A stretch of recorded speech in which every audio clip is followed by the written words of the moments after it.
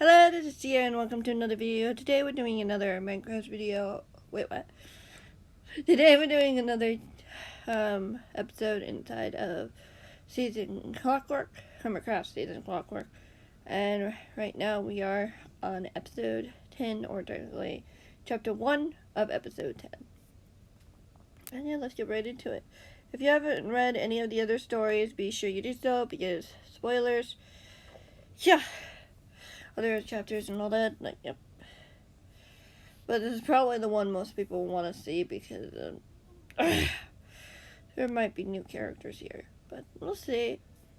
That's just a rumor. But of course, rumors spread. We'll see what happens. Not in this chapter, though. I mean, maybe.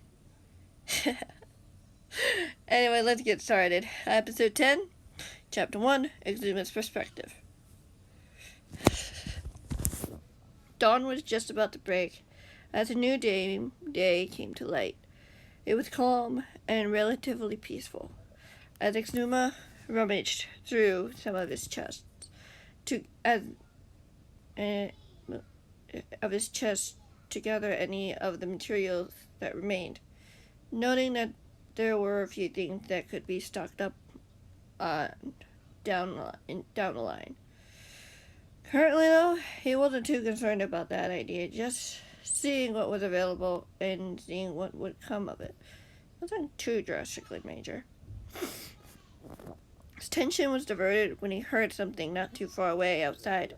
He looked up, looking out of the open window as a breeze washed over him, the chill still pretty evident in the air. They were nearing the colder month, which would mean not as much would be done. The YouTuber eyed the tree line a few feet away warily, but didn't see anything out of the ordinary. However, he had a feeling that he wasn't the only one here at this early hour. He shook his head slowly, pushing that thought out of his mind as he went back to what he was doing. But sure enough, not only 2 minutes later, he heard something thud against the wall of his base, just barely missing the window as he looked up again, now slightly unnerved. What was that? So was somebody trying to get his attention? Or was it just his imagination? He tried not to think about it too much as he finished what he was doing, making sure everything was neatly stored in their proper places. But he felt the urge to figure out what was going on out there. He wasn't sure why, but the curiosity certainly wasn't helping matters any. Xisuma finally went to walk out of the room, trying to fight the urge to go out there on his own. He knew very well it wasn't a good idea. He should let his escort know what was going on. He shouldn't go out there on his own. Still, he heard another thud. He heard another thud as something fell to the floor of the room, as a piece of paper fluttered away from what had been holding it in place. Xisuma stared at it for a long moment before going over to pick it up, hesitant in case it was some sort of trap or a ploy of some kind. It was just a simple piece of paper with nothing written on it. He glanced out the window once again, just in time to see a figure slip through the trees and disappear into the forest beyond. His curiosity has finally reached its limit. Whoever it was surely wanted to get his attention for some reason. If he went out to follow the figure and dealt with whatever was going on over there, surely he'd be back soon enough without hustle. Surely it wouldn't take too long, after all. Xisuma quickly scribbled a note down on a blank sheet of paper, as he put it on a flat surface, putting the rock that had been thrown in with it on top to make sure it wouldn't fly away. After that was completed, he left the room and walked out the front entrance of his base, glancing around warily to make sure no one would try to intercept him. So far, everything seemed to be just fine. Hopefully it stayed that way. He walked over to the tree line as he squinted into the dim lighting of the forest beyond. He didn't see anything clearly at first, until he noticed something not too far off. He wasn't sure what it was exactly, but it certainly was someone trailing back to make sure he was following. The YouTuber glanced back over his shoulder, seeing his base behind him. Part of him wondered if he should go back and forget about this and individual find a better way of getting him alone to do whatever. Still, there was a sense of urgency as he heard something else crash in the forest beyond. It was clear that the individual was getting impatient. Xisuma took a deep breath as they walked into the dark forest, extending his sword warily, knowing it was a perfect place for monsters to spawn. He wasn't really in the mood for that, even though the sun was steadily beginning to rise. There was a lot of shade to be had in this wooded area. It was still good to be careful, just in case. He silently trekked through the trees, just getting glimpses of the figure ahead in the distance. He started to make out a form of the figure about the time they neared the destination, but he couldn't be completely sure it was who he thought it was just yet. For all he knew, he was walking into a trap. The YouTuber finally saw a clearing up ahead as he kept walking, his pace quickening as he no longer saw the figure in front of him. He glanced around the area cautiously, half expecting to be attacked at any moment. He couldn't hear the distant sounds of the forest coming alive. With the tweeting birds, the digging sounds of rabbits, and the soft buzz of bees searching for honey.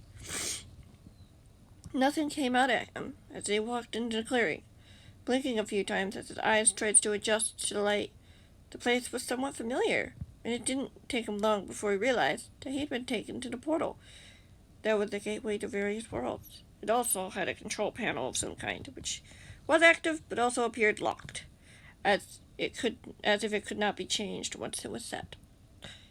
"Well, took you long enough to get here, Xisuma," the voice said from behind him. The voice was way too familiar, like his own, but much deeper in tone, much darker even. The YouTuber turned to face the owner of the voice, coming face to face with himself. Chapter 2.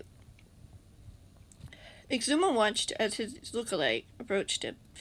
He was wearing the same style of outfit as he was, but instead of the forest green, it was a crimson red. His red eyes glowed through his helmet as he approached him. "I haven't heard from you in a while," the YouTuber admitted, unsure of what to make of this, but deciding to give the other man a chance to explain himself first. "Indeed," the other man replied. "Now, why don't you put that sword away? You don't need to have it out right now. Nothing will interrupt us here." "All right," the YouTuber agreed as he returned his sword, the sword that he'd pulled out away, and as the other man approached. "What do you want now, exactly?" "I just wanted to talk things out with you, just making sure we're on the same page," he said lightly, coming over to Xisuma's side and guiding him towards the portal purposefully. "After all, I'm a changed man thanks to you." "Yeah, I reckon so," the YouTuber replied.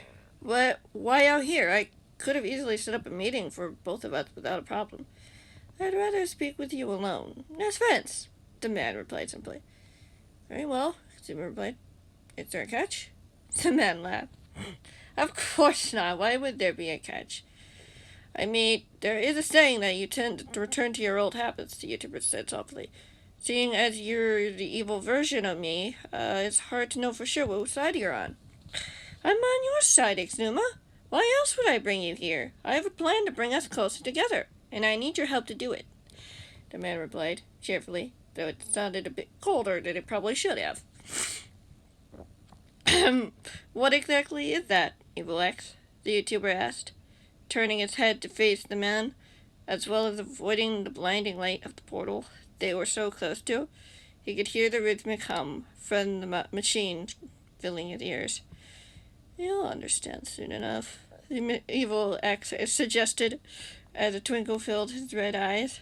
Momentarily before Xisuma was shoved forcefully through the portal, the YouTuber barely had time to protest or fight back as he fell forward through the portal into the unknown, hearing laughter fade from behind him before everything went dark. Anyway, that's going to be it for this video. I hope you guys enjoyed. yeah, that's going to be it for this video. Be sure to leave any of these thoughts, questions, theories in the comments below. What exactly happened? Is there more to come? Where did he go? Yeah, like, what did Evil X do? What is his plan? I'm not gonna tell you, of course. You're gonna figure that out as the time goes on. I will see you in the next one, I suppose. Whenever that might be. Goodbye.